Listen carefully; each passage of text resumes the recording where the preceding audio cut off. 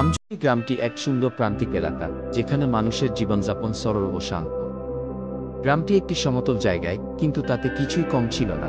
সবুজ ফসলের মাঠ, উন্মুক্ত আকাশ আর শান্তনা।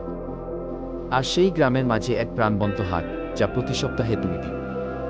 এই হাট ছিল শুধু বাজারের জায়গা নয়, এটি ছিল মানুষের একত্রিত হওয়া, নতুন খবর শোনার এবং একে অপরকে সাহায্য করার স্থান।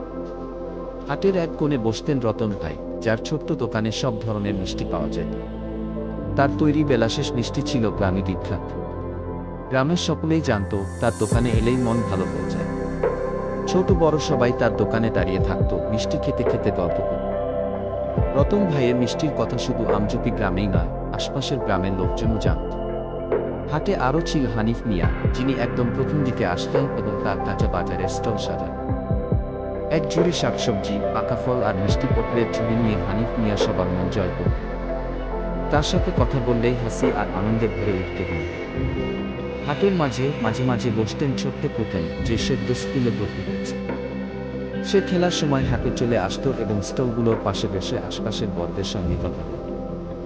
পুতুলের কাছে সবাই গল্প শুনতে ভালোবাসত, কারণ সে তার শিশুসুলভ দৃষ্টিভঙ্গিতে গ্রাম ও শহরের পার্থক্য নিয়ে কৌতুক করত, যা সবাইকে হাসিয়ে দিত।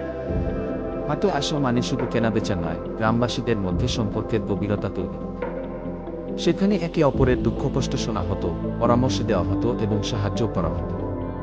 গ্রামটা ছোট হলেও সবার মধ্যে এক ধরনের সুদৃঢ় বন্ধন ছিল, যা হাটের দিনগুলোতে আরও দৃঢ় হয়ে উঠত।